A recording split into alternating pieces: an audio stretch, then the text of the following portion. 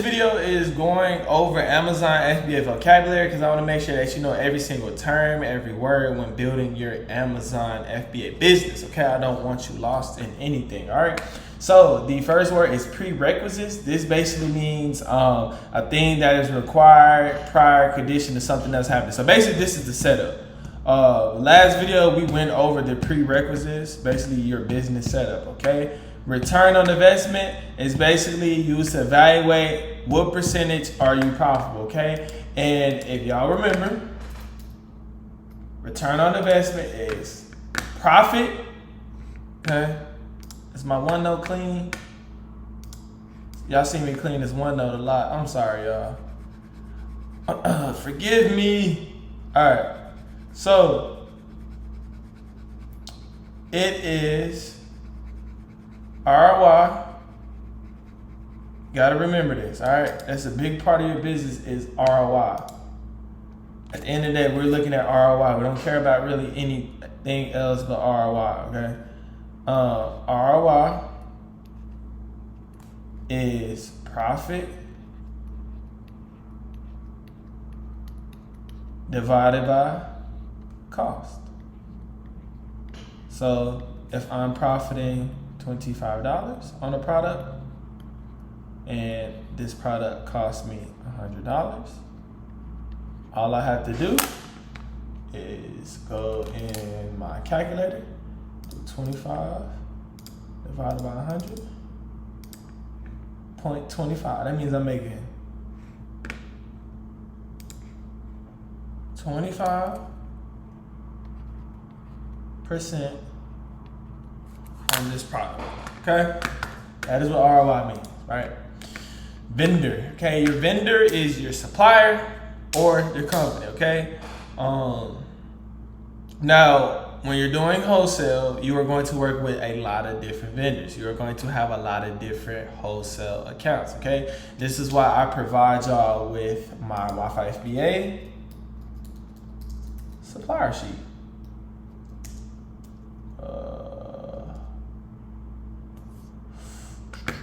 I want to say right here. This is why I provide y'all with y'all supplier sheet, right? So you had a supplier, you had a website, contact, email, phone number. You can put their address down, contact name. Did you go to the trade show? Any notes about them? Have you emailed them once? Emailed them twice? Called? What is the status? So what is the status of your application? Are you approved? Are you not approved? Okay. How you do one thing is how you do everything. So you have to make sure even with the supplier sheet that you're not being lazy and you're actually coming in here, putting in the info and updating it. This is how you bring nutrients to your business, okay? Gating, oh my bad. Okay, freight. Freight is where you transport goods in bulk by a truckload. And I like to use Freight Quote. Freight Quote is very easy to use.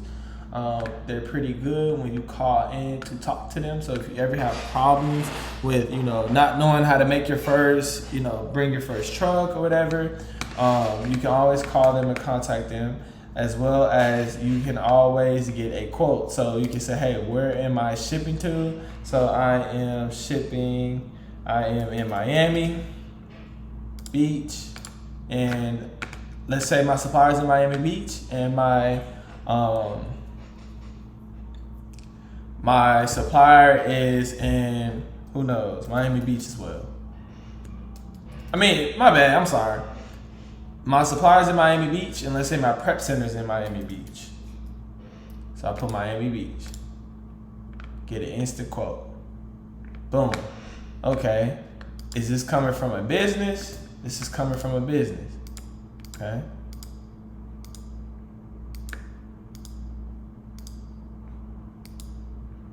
Okay, does this supplier have a lift gate, or do I have to pick up inside? You need to ask them that. Most of them have a lift gate where they can just put it right on there.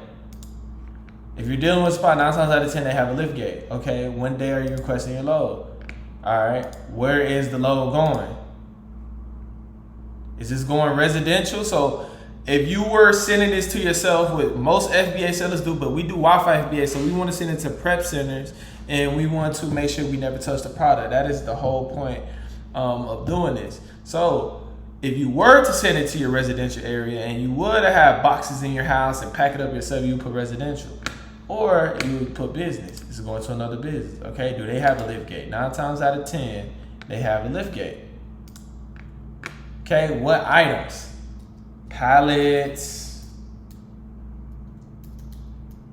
of electronics. Okay, packaging type. How big is the pallet? So your supplier will always reach out to you and let you know how big is the pallet. After you make your order, they're gonna tell you the pallet size, everything, the dimensions, all that. All you would do is put in here the dimensions. If there's custom dimensions, let it be known. Okay, length of the pallet, weight of the pallet. Ask them what the weight is, okay? Also ask them what is the height. How many pallets is it in total? So if it's 3 pallets, you put 3 pallets. If it's 2 pallets, you put 2 pallets. Let's say the weight of the pallet is 50 pounds and I'm getting 5 pallets, okay? Does the shipment have hazardous items? No. Is the shipment temperature sensitive? Most shipments are not, okay? So put no, no. Okay? Dimensions. So basically they calculate, like there's different classes for how big the freight is. They calculated the freight class, okay? Calculating the quotes.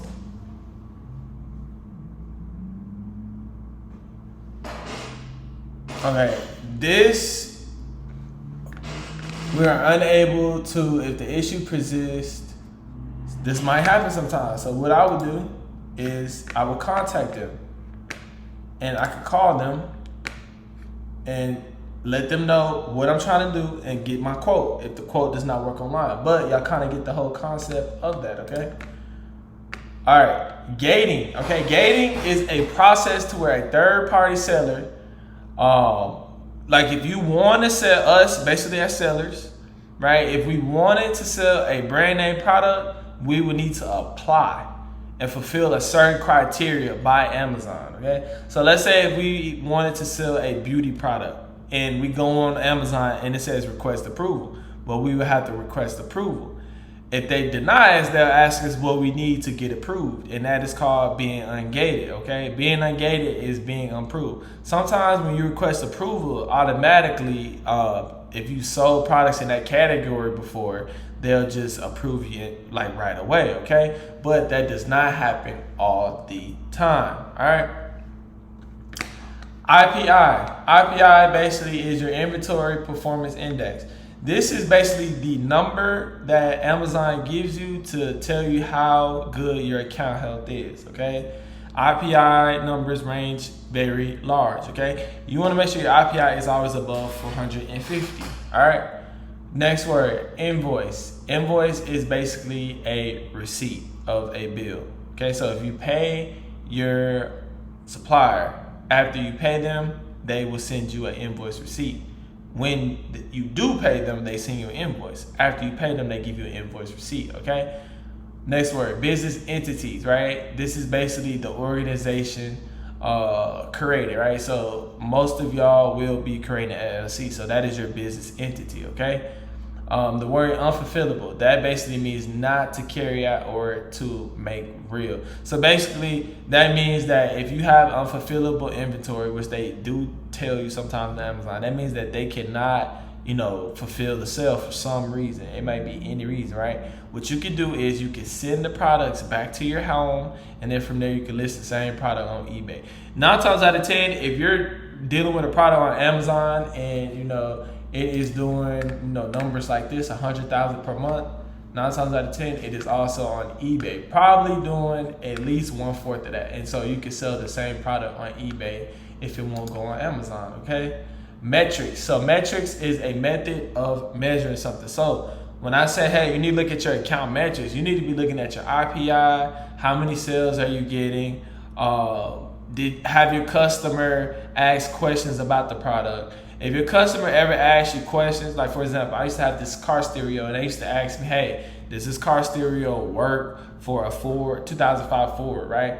I wouldn't know the answer to that. And so what I would do is reach out to the supplier myself and ask them the same question. And then I would relay that answer to my customer, okay? Next word, capital. Capital is basically saying how much money do you have. The key to Amazon FBA is to have good connections and have capital to back those connections. You want to always make sure that you are always making your capital flow. That is why I, went over that whole thing about not overbuying inventory. You want to always have your capital in flow, okay? Prep means preparation, right?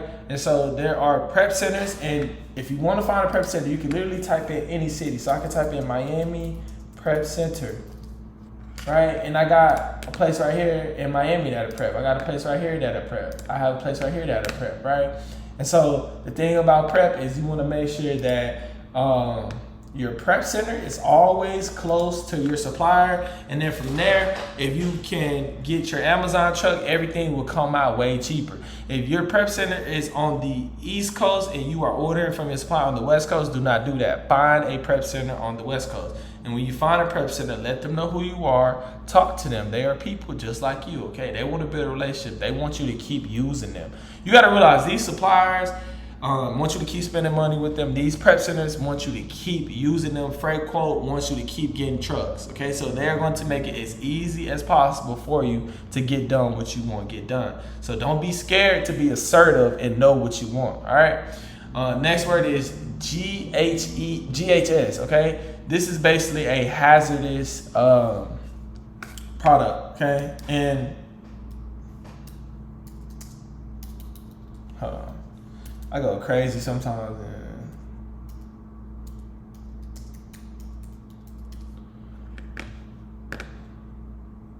Wrong symbol.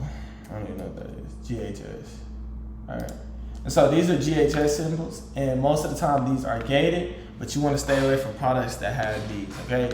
These require like a special type of prep. I never deal with products that have a GHS, okay? MOV. MOV stands for minimum order value, okay? This is one way to ensure the order size is large enough to be profitable. I'm gonna explain MOV and let me explain that to y'all. All right, so when you're looking to buy from a supplier,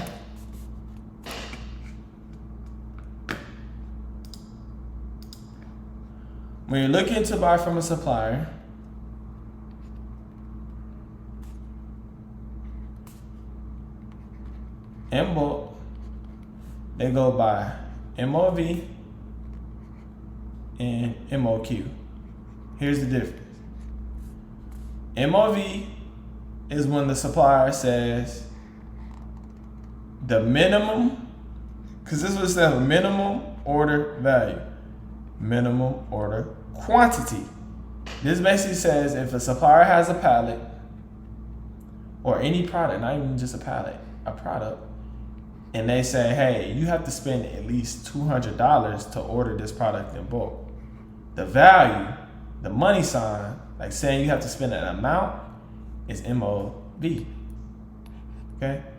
When a supplier has a pallet and they say you have to buy, or a product, and they say you have to buy at least,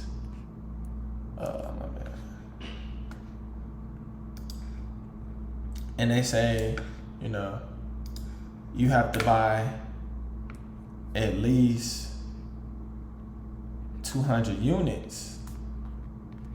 So in most suppliers, their minimum is always equals one pallet most of the time. This is what most suppliers use is MOQ. And so this is MOQ. The difference is this supplier that's using MOV goes off of value, so like money, like $200, $1,000, whatever it may be. This one goes off of quantity, so the amount of units, okay? And so most suppliers use MOQ. I like MOQ better because usually the MOQ is one pallet, and so I can know how many pallets I am buying, okay? So if I buy 400 units, I just bought 2 pallets. If I buy 600 units, I just bought 3 pallets, okay? And so that is the difference between MOQ and MOV, okay? Minimum My bad if I'm a bad speller. Minimum order value. So you have value and then you have quantity. Okay?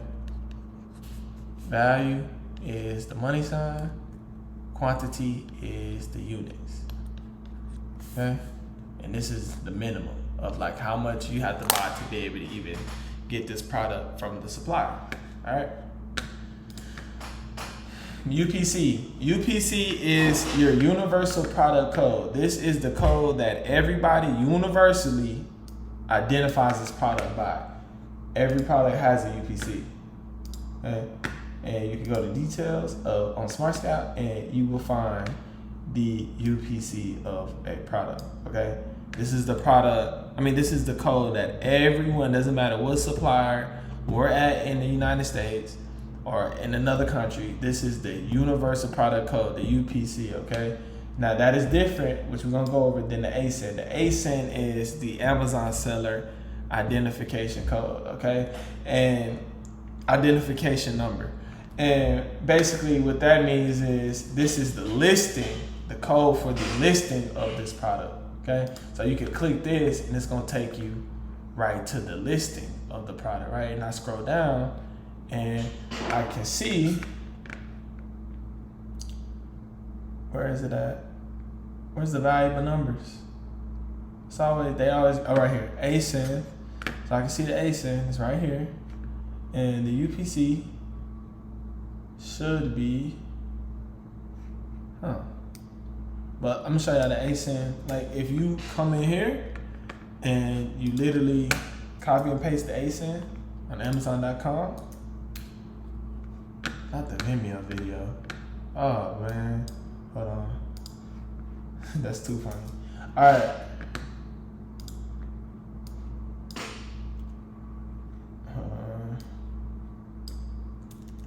You copy the ASIN, pop right up. Okay. Also, you can use the UPC.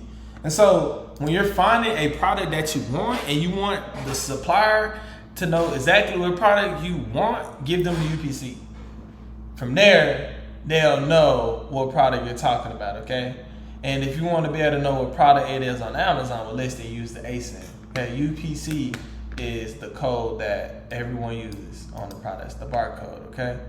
Hopefully, that makes sense. All right, MOQ, we already went over that. IP alert. IP alert is a Chrome extension. Very easy to download. Right here. You can download that. It is free. And basically what an IP alert is intellectual property. And so what happens is some of these brands, because there are a lot of brands on Amazon. Some of these brands, what they would do if they don't want you to sell their products or they don't want to compete against you, they'll give Amazon, they'll give you an IP alert and basically it's telling you to take down a listing. They are not really able to do that because if you bought it from a supplier, you're able to sell it anywhere you would like because you bought it from a supplier, okay? But the way we, stop IP alerts is by looking at the average number of FBA sellers. We always want to sell something that has anywhere from 3 to 5 FBA sellers. 2, maybe sometime, but if there's only 1 FBA seller, we can assume that it is private label, or we can assume that that person has a brand deal with the brand to where they're the only ones that's able to sell it. So we kind of want to be in the clear at all times and deal with, listings to where it's like 3 to 5 FBA sellers, okay? All right, a plateau. Okay, so plateau is a state of little or no change, right? And so every time you evaluate a product, you want to always go here. Okay, so look at a product, right? You always want to go to history. Okay, when you go to history, you're able to see this plateau of price, buy box price. Okay, remember buy box is the add to cart button and the buy now. And you want a plateau because I want to know if I'm invested in this product that the price is consistent. The price does not drop a lot. You want to always look at the last 30 days, okay? The last 30 days, as you can see, because when you buy a product, you really should not plan on selling it for more than 30 days. And so if you want to look at some accurate data, you got to look at the last 30 days. And so when you look at the last 30 days, you want to see if there's a plateau. This is a plateau. This is perfect. That means the price is at $37. And so when I am on the back end and I'm trying to calculate, like, you know what I'm saying, my ROI, possible ROI, I know for a fact it's going to sell for $37. That's my selling price, okay? And so now I real life just have to figure out, since it's a nice plateau, I have to figure out, well, how much am I getting it for, and you know, what's the profit in between that, okay? If it is not a nice plateau for the last 30 days, do not deal with it. It should look like this, or it should look like, you know, a little bump in there. It's not always gonna be perfect, but it should kind of be in that ballpark range, okay? Here's another product, last 30 days, it's a plateau, but as you can see, it went down and the price went away. And so what I think happened is the IP alert might happen, okay? You wanna stay away from this because this product currently is not selling. And you have to think like, man, why is this product currently not selling? I don't want to touch that product. It hasn't sold in the last 30 days like that. It's not consistent, okay? Because if we think about this, plateau right here. You're gonna find a lot of products that have plateau. Think about this.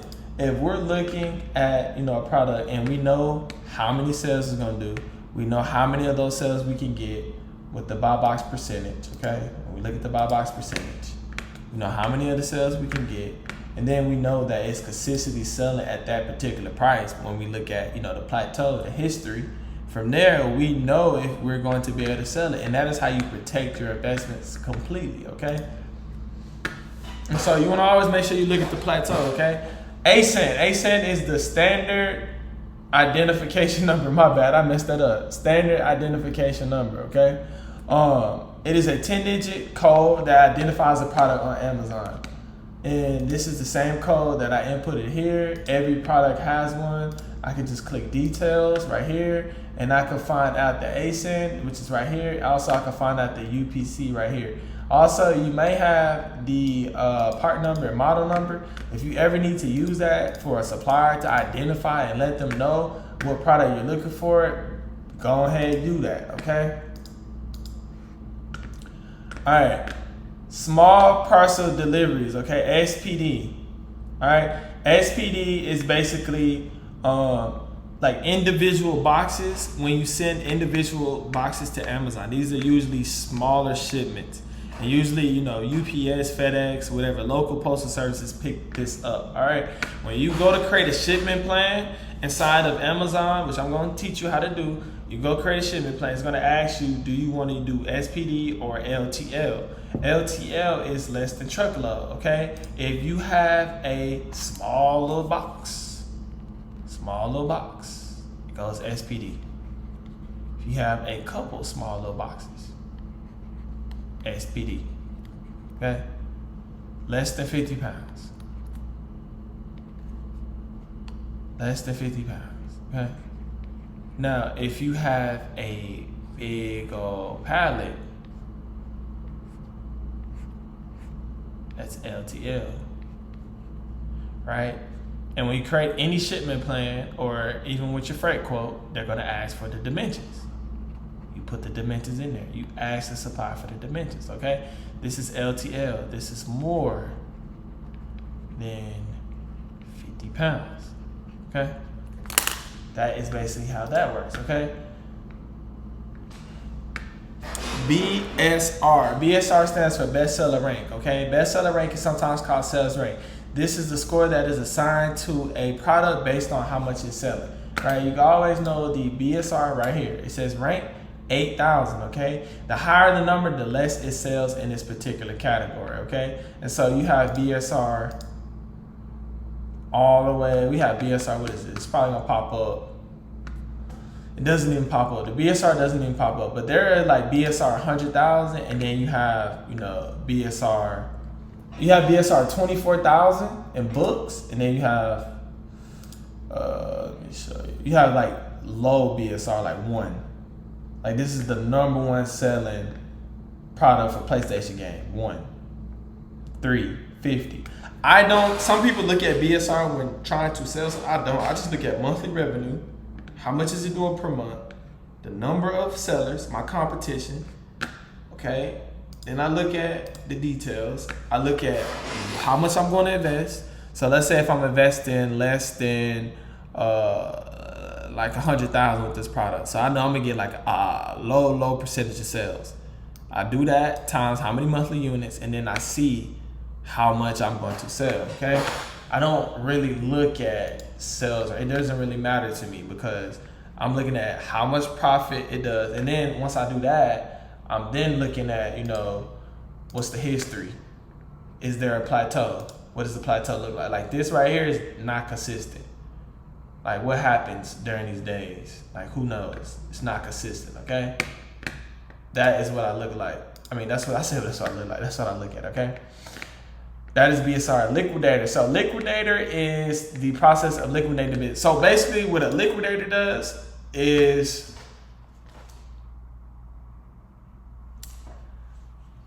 basically what a liquidator does is they basically take up a lot of clearance items and make a pallet out of it and then allow people to buy them. So let me see, liquidators.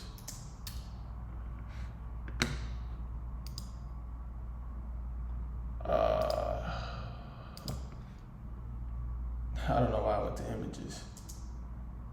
Liquidators wholesale. We don't really buy, like you want to know what you're buying. You just don't buy random stuff. But show y'all. And so you can buy like pallets from Walmart and stuff, but I mean you gotta know the word. It's a type of supplier, but like at the end of the day, not really. Okay. KPI stands for key performance indicator. Okay, it is a quantifiable measure of performance over time. You really don't need to know what this is, but a KPI is basically how you measure like how good the business is doing, the health of the business overall, okay? Free on board is a shipment term used to indicate whether a buyer is liable for damaged goods during shipment, okay? And they do have insurance and all that. Amazon, if they do lose your shipment, like for example, if you ordered 100 units and only 98 units show up in Amazon, they will replace and give you the money for those 2 units that they lost, okay? Amazon is not perfect. Like Amazon is a huge business. And when you're that big of a business, it's impossible for you to be perfect, okay? Next word is manufacturer. This is a person or company that makes the goods for sales, okay? This is the company that makes the product. These manufacturers are usually in China, okay? So we do not really deal with manufacturers like that unless it is a U.S. manufacturer. All right, LLC is limited liability company. This is the business structure that I tell most people to use. I don't really tell people to use an S Corp at all. And then EIN is your employer identification number. This is the unique number assigned to a business. That way you can report to the IRS properly, right? And then SEO is search engine optimization. And that's basically what I showed y'all when you are looking for a particular brand. So like Energizer brand, and then I put wholesale. So you basically use Google search to find exactly what you want, or a wholesale distributor. Okay. And you can do this with any brand. If you're looking for let's say electronics, I'm gonna just wholesale, and then let's say your city is, I don't know, let me think of a random city like LA. Right, electronics wholesale LA. And so you're able to see exactly LA. Google is a very, very, very good source to find, you know, a lot of stuff you're looking for. A lot of stuff you're looking for can be found with one Google search, okay? But that is it and everything for the Amazon FBA vocabulary. All right, y'all.